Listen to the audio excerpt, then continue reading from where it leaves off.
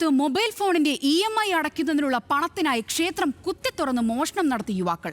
വെട്ടൂർ സ്വദേശികളായ ഷിഹാബ്, അസീബ് എന്നിവരാണ് പോലീസിന്റെ പിടിയിലായത്.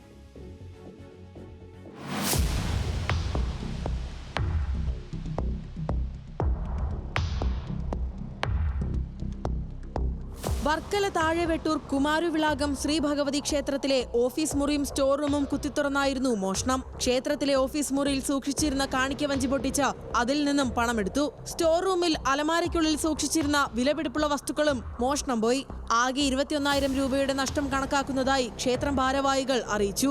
പ്രതികളുടെ ദൃശ്യം സമീപ പ്രദേശങ്ങളിലേക്കുള്ള നിരീക്ഷണ ക്യാമറകളിൽ പതിഞ്ഞതോടെയാണ് പ്രതികളെ തിരിച്ചറിയുകയും വർക്കല പോലീസ് കസ്റ്റഡിയിലെടുക്കുകയും ചെയ്തത്.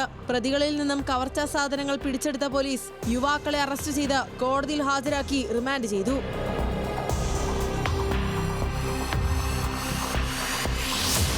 ന്യൂസ് മലയാളം, തിരുവനന്തപുരം.